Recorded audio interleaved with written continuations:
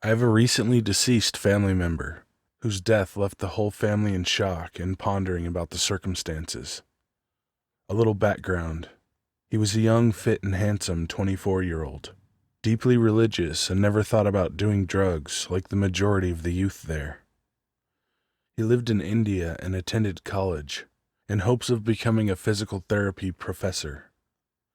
He lived alone with his uncle due to his college being in the same town. His parents lived about 30 kilometers away, and every weekend he would ride his motorcycle to visit them.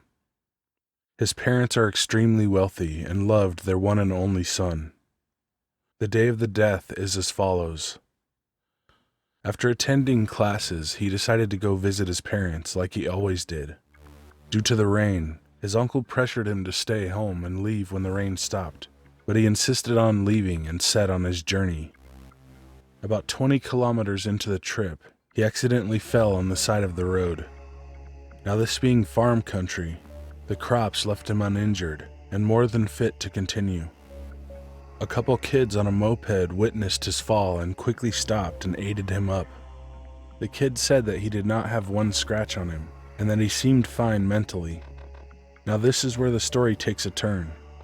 He then proceeds to violently snatch the moped, leaving his prized possession motorcycle, and rode off at a great speed, with the kids chasing after him. A few kilometers up the road, near his parents' house, there is a big pond about 20 feet deep.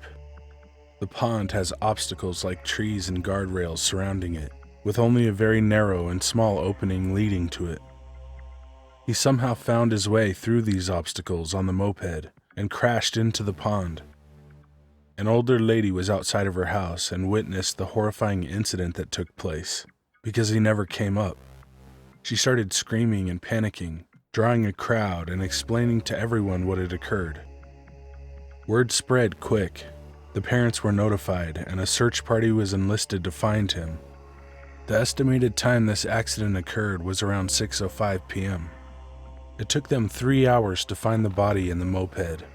Somehow, he ended up on the other side of the pond. The part that stood out to everyone was his body was still on the moped, upright, as if nothing happened. His hands were black and had to be pried off the handles of the moped. A post-mortem was conducted. It showed no obvious cause of death, no drugs or alcohol in his body, no water in his lungs, and they concluded that he was unconscious when he went into the pond. I am here looking for answers. What do you think caused heaven to gain another angel? Part of my family believes in something paranormal or black magic, but I have my doubts.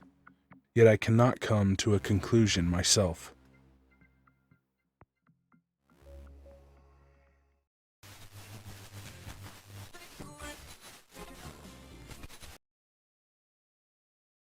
It started with a nightmare. In my nightmare, I was driving. It had been raining. It still was, so the roads were slippery. I had my dog Luna in the car with me. As I'm driving, I look up ahead and notice that past a certain point on the road, all of the cars keep wrecking. So to avoid wrecking, I pull over and decide I'll take Luna to a cafe I see. Outside the cafe, along the exterior wall on the way to the door, there are small tables set for two. At the table nearest me, there sits a mother, her son, and their dog. As Luna and I pass this table, I immediately know something is horribly wrong. The air had turned freezing cold almost instantly. Luna has stopped in her tracks and was peering over towards the family at their table, whimpering. The mom and son were frozen, icy, with horrible pain-filled expressions on their faces. Their dog was behind them, drowned in a nearby gutter. Then, I just start running. As I'm running, my dream changes. I'm no longer in the same scenery or doing the same thing. I didn't even have control of the dream, it felt. I was just witnessing it. It's hot, sweaty, and I'm on my way to meet someone. I know exactly where I'm going. It's this house, maybe better described as a bungalow. It was made out of bamboo, but the inside was nicely furnished. When I walked in, I didn't turn on any lights. I walked directly to the front window. where I stood behind some curtains and patiently waited for my mystery person to arrive. It wasn't long, and somebody else was coming. Except the closer they got, the less it looked like a person walking, and more like a shadow figure floating towards me. In my dream, I'm not scared. I feel prepared to meet whoever this is. When they get to the door, and I know they must be inside, right behind me, I start hearing voices. It was all about something or someone coming for me. When I turn around, the figure rushes at me. It's at this point I wake up. I woke up because I felt a chill on my arm, which had been dangling over the edge of the bed. I sleep face down. The chill felt like someone's wispy, soft hair had just brushed over my arm. I opened my eyes and adjusted for a second.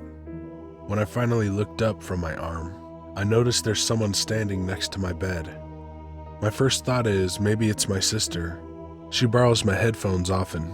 Maybe she bent over to pick them up and her hair was the chill I felt. However, the more I looked at this person, the more I knew that wasn't the case. He was glowing. There was this ball of light, almost blue, in the middle of his chest area. His white hair seemed to float with the wind from my ceiling fan. He reminded me of a candle flame, the way his whole body seemed to dance with any motion in the wind.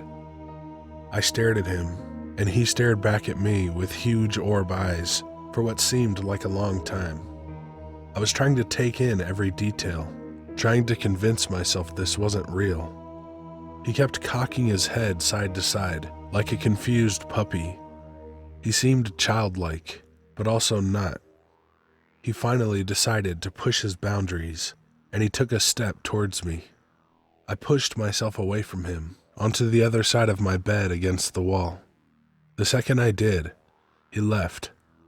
The way he left was honest to God beautiful. It was like I audibly heard someone blow him out, just as you would a candle. He just left with whatever wind took him. It's hard to perfectly describe. I never screamed, but the second it was over, I just got this wave of emotions and started bawling my eyes out. I ran to my mom's room and told her everything. She believes it was a lost spirit. I don't tell many people about this. I don't like talking about it. To this day, I don't sleep unless I have lights on. I get panic attacks when I think or talk about this incident for too long. As I'm typing this, I'm shaking. I wanted to hear others' thoughts on my story and see if anyone has any similar experience to share.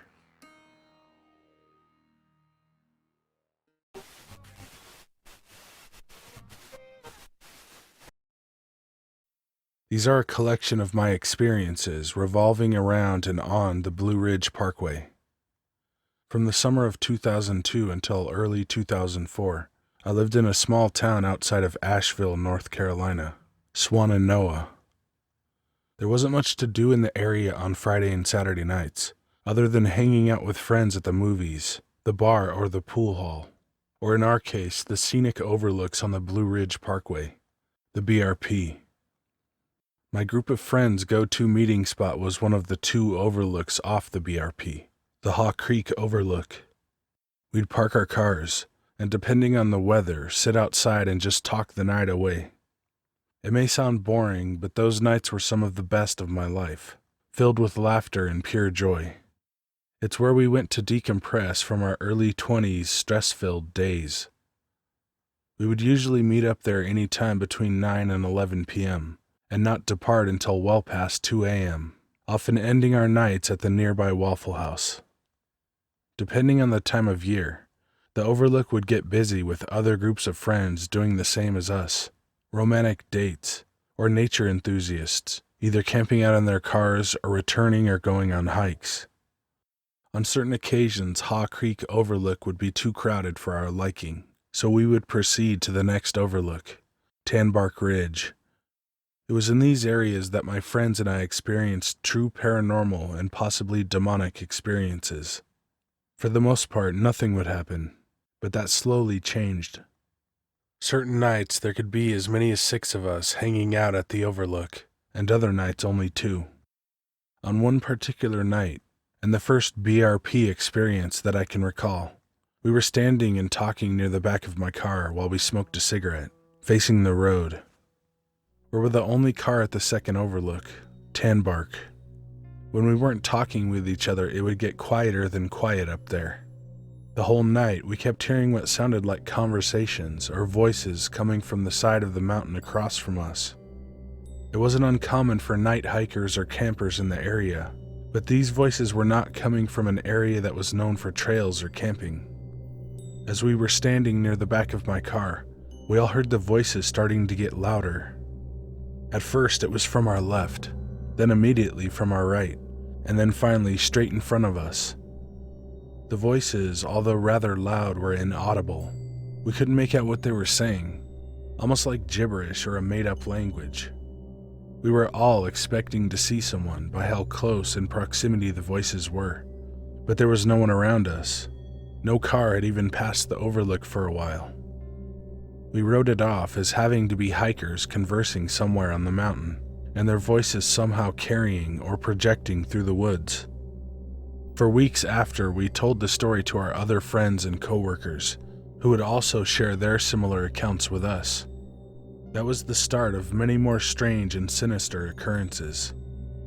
Simultaneously with the strange events that I experienced on the BRP, my family and I were also experiencing paranormal activity at the house we were renting. I won't get much into that, as I already posted about it, but I wondered at the time if the occurrences were related in any way. The more I think about it, I didn't think they were connected at all. The night that I believe triggered a string of events was a Saturday night after work.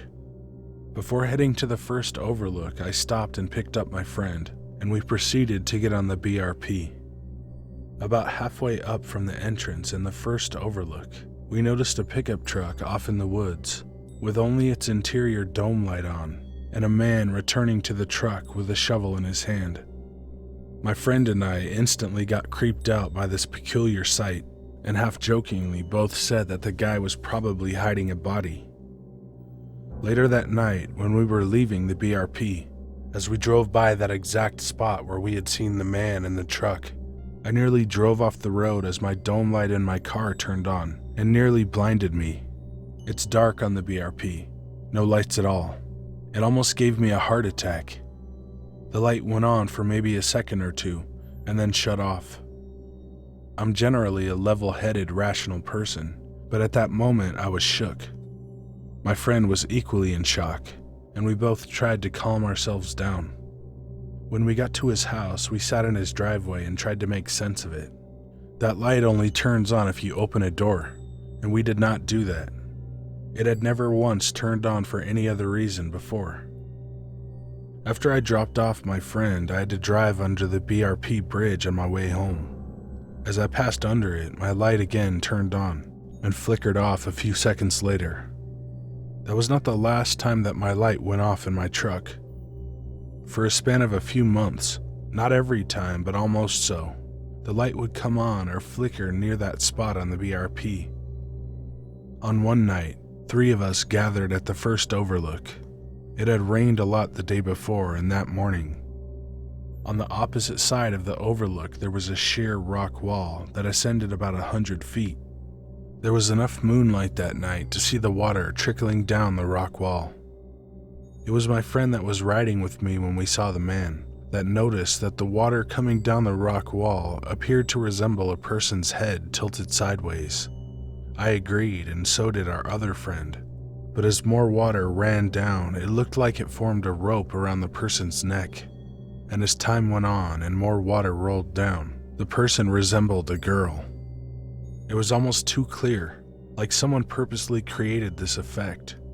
We started concocting ideas that perhaps the man did do something back in those woods, and maybe the light flickering and the water on the rocks was a calling of sorts. But the cherry on top of it all was on the night that I was the last one of my friends to leave the overlook. As I drove down to leave, again near the spot, my front driver's tire blew out. I pulled over on the shoulder of the road and tried to call one of my friends, but didn't have cell reception. If it wasn't that I had to be at work the next morning, I would have probably slept in my car until there was light, but that was not an option. I proceeded to get out and change my tire in pitch black night. I felt so vulnerable, and although nothing happened, I felt as if I wasn't alone.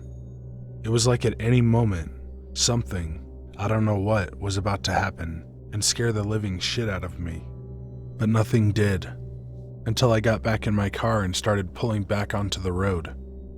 At that moment, my light again flickered, even though I had disabled it by then, and I swear I instantly felt the right side of my body get 30 degrees colder.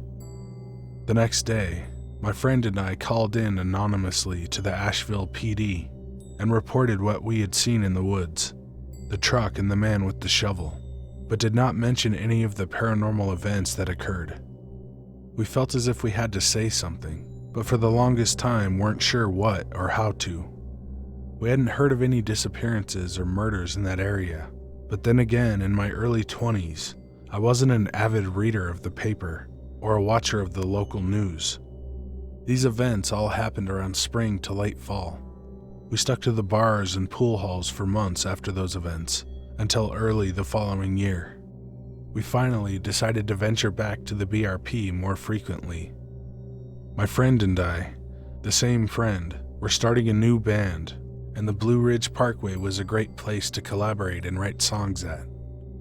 One night, and my last night ever spent on the BRP, we took an acoustic guitar to help finish writing a song.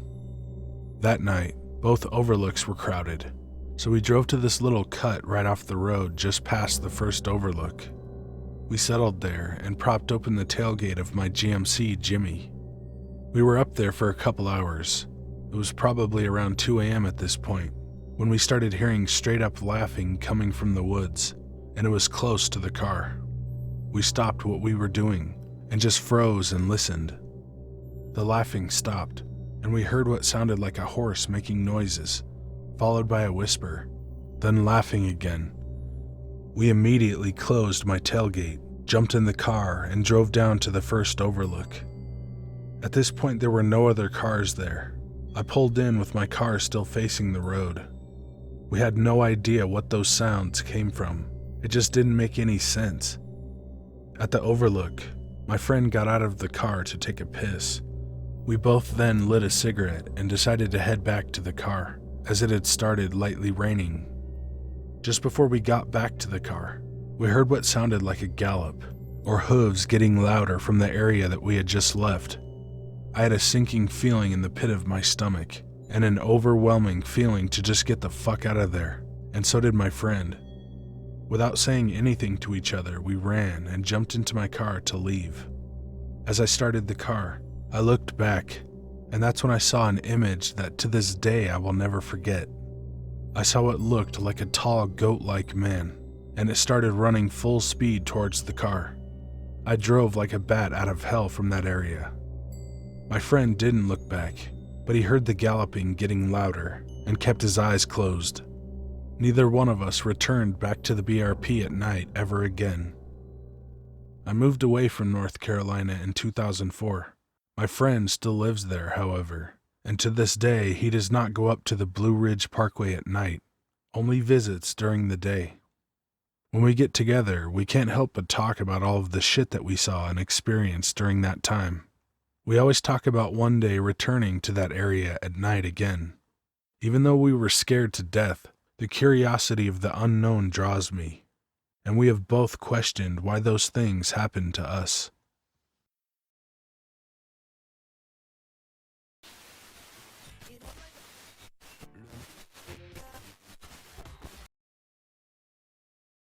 This summer, I lived with my boyfriend in Charleston, South Carolina. I'm from the north, but go to college in the south, so I always figure the people are nice and safe, at least more than the north. My apartment was 2 blocks from the main street in the city. Every night at about 11, I would walk 2 blocks to Walgreens to get some snacks for the night. The night before, I had seen someone bring their dog into Walgreens with no problem, so I figured I might as well take my dog out for the last time of the night. When I opened the door, I realized it was pouring rain. Our front door went directly to the street. I saw a car parked in the middle of the street in front of my apartment. It was running, with the driver door open, and someone looking in the trunk with a police-sized flashlight. I honestly didn't think much of it. I realized nothing was wrong with the car because it was running and no tires were flat. I figured he forgot something in his trunk, like a charger or something. I crossed the street with my dog and turned right and walked up a block. I decided not to go to Walgreens since it was raining so hard, and I headed back for my apartment. When I turned the corner, there was someone right there, so I looked up to give an apologetic smile. The guy just stared at me, almost stared through me. I just kept going. I looked into the street and realized it was the guy from the car. The car was still running, parked in the middle of the street in front of the house with the driver door and trunk open. My dog kept looking behind us. I turned around to see the guy walking towards me. My dog started growling and moving towards the guy. He's a golden doodle, not intimidating. He let out another deep but loud growl, and the guy slowed his pace a little bit. I was deciding whether to walk home or sprint. I was almost right across the street, and I could still hear the guy walking behind me. I sprinted for the door as fast as I could. Probably stupid, but I left it unlocked. But my boyfriend was home in the front room.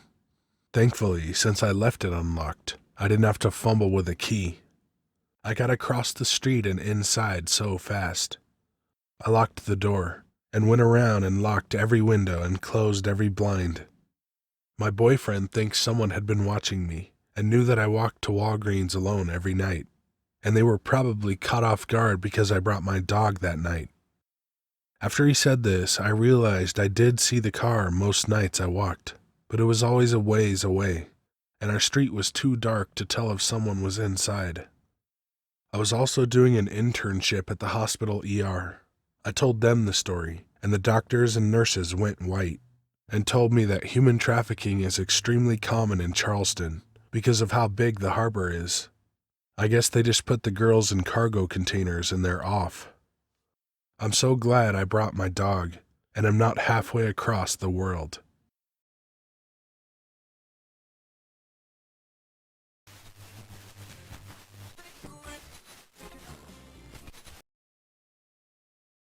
Okay, this happened quite some time ago when I served in the Army.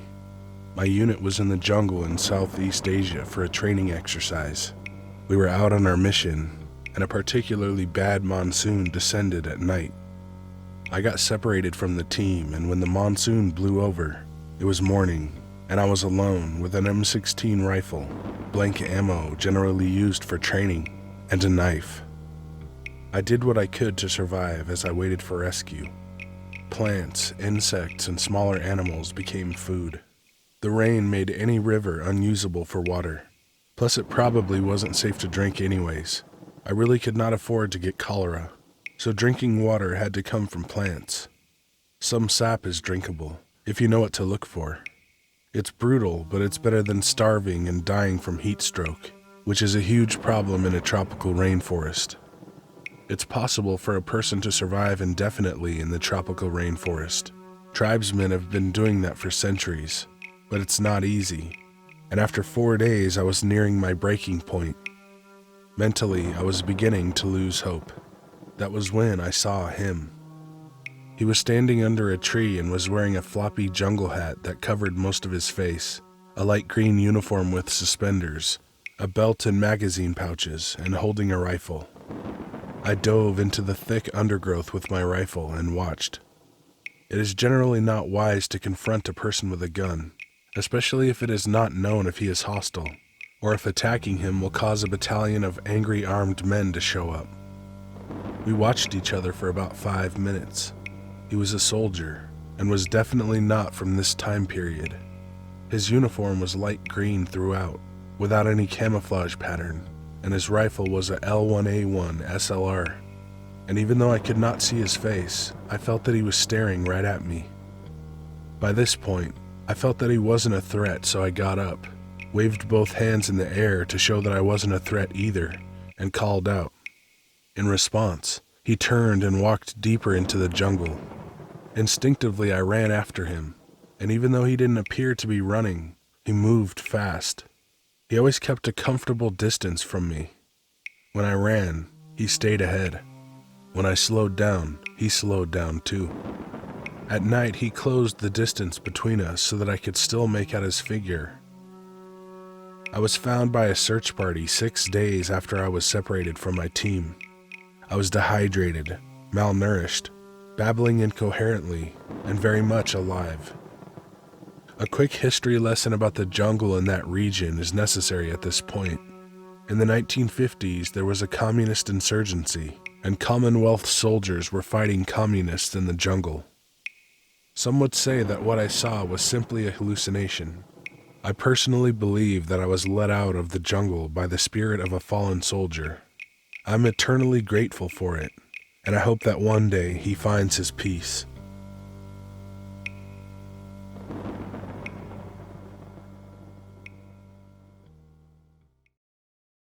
Hey guys and ladies, thanks for watching. If you want me to tell your story or read a creepypasta, email me at the address in the description. I'm looking for pizza stories, so hook me up. I was sick for 3 of these stories. Do you know which ones they were? I'm sure it's not that hard to tell. Follow me on Instagram and Twitter at Corey Rhino. Click the link in the description to check out some shirts. I love you guys. I love seeing people comment that have been commenting for a long ass time. Thank you for that. And be good to animals, even people. See ya.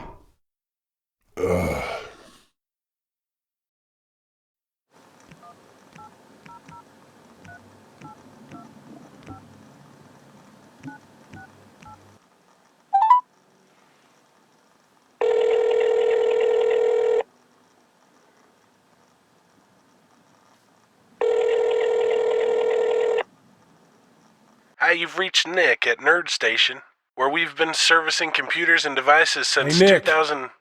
Nick, listen, let me stop you right there, because you're boring the piss out of me. Okay, well, what can I do for you? I think my computer has a virus. Listen, hear that? I sure do, and it doesn't sound good. Oh my god, it's sweating and shivering at the same time. You gonna help me or not, you prick? Well, let me get a pen here. What make and model is it? I think it's a... Oh, it just puked all over my leg. Have you tried unplugging it and plugging it back in? No, but that sounds like a great idea. Really? No. Of course I tried that. Oh. Well, listen, you've been a great help, and I really hope you don't crash your car driving home tonight. Okay, is there anything else I can help? Scout, Snema, Barksbus, Herish. And depending on the weather,